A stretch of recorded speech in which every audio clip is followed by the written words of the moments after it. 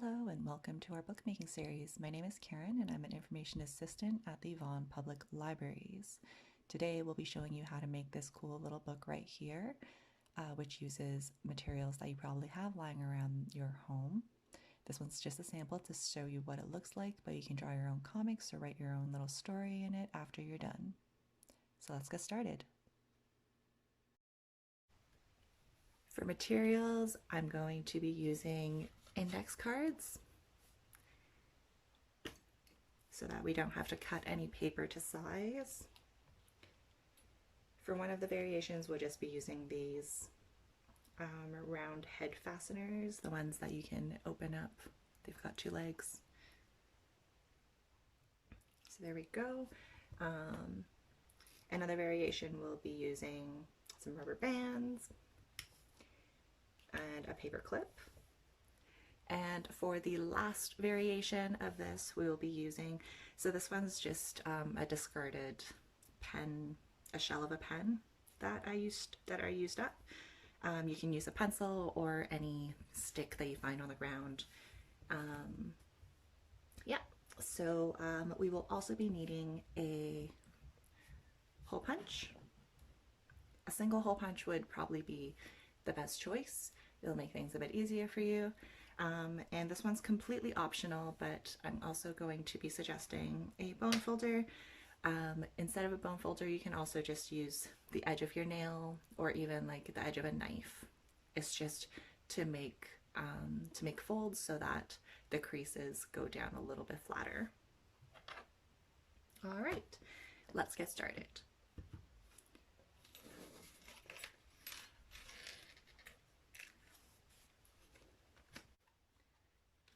So I have some index cards here that I already punched out the holes for.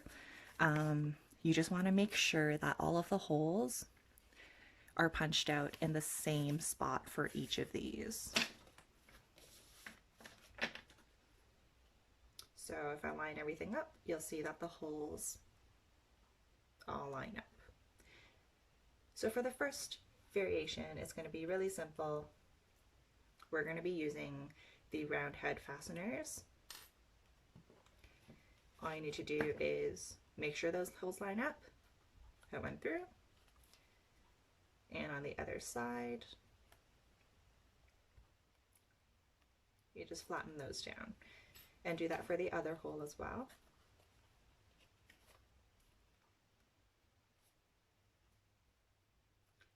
And there we go.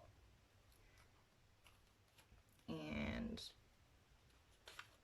now you see we've got a little booklet over here. For this, you do just want, for any of these actually variations, you do just want to make sure that everything that you're going to be putting into the book, that you're going to be filling up these index cards with, you want to make sure that the information that you want to see starts from over here. Because as you can see, when I open up this book, that top part, where these fasteners are, you can't actually open it up all the way, so that information will disappear. So I'm going to undo this and show you another variation, which is also very quick.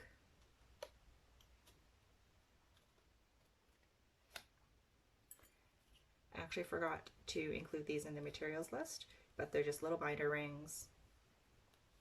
So you can just slip that through, close it up, slip that through, close it up, and there you go. So the advantage of this one over the fasteners is you can actually open it up all the way. So you can see this would have been lost with the fasteners at the top, whereas you can see the entire page with this one. So I'm just going to undo that one.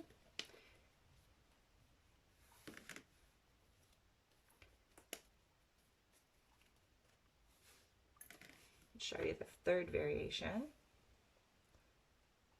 We're going to be using a rubber band.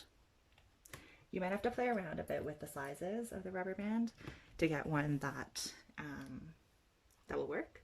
And we're also just going to take a paper clip as well. So to start, this is the front of my book, of my little zine. I'm gonna take one side of the rubber band, slide it through over here, the other side of the rubber band through the back. I'm going to put that into the other hole. Oops, this might be a little bit tricky because of the size of the rubber band.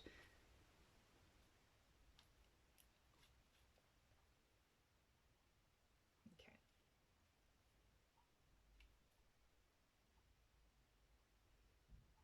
There we go.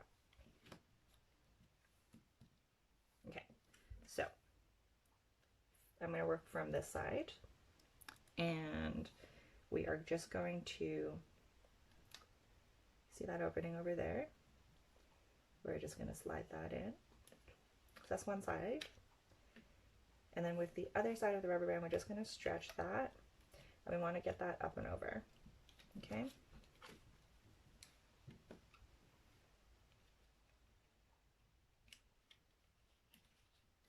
So that's why I'm saying that the size of the rubber band does matter, because it's going to make things a little bit difficult if you choose one that's too small.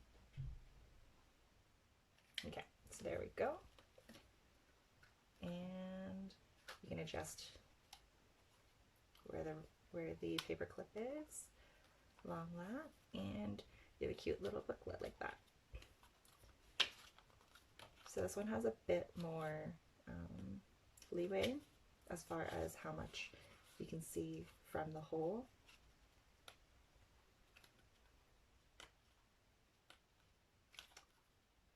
And there we go. So there's one more variation. It's similar to this one. I'm going to be using this pen shell. I'm just going to take apart. We're still going to need the rubber band, so I'm just going to take it out. Okay, rubber band. And what's going to happen is the pen is going to go over here, and it's going to be held in place by the rubber band. So we're going to thread it through one at a time. Okay. From the back, there we go. So I'm just going to stick that through. Perfect, that's one side. The other side, from the back, thread that into the hole, pull the rubber band out, and around the pen. So again, you can use any decorative stick or pencil instead of this pen. And again, it works the same way as the paperclip one. There you go.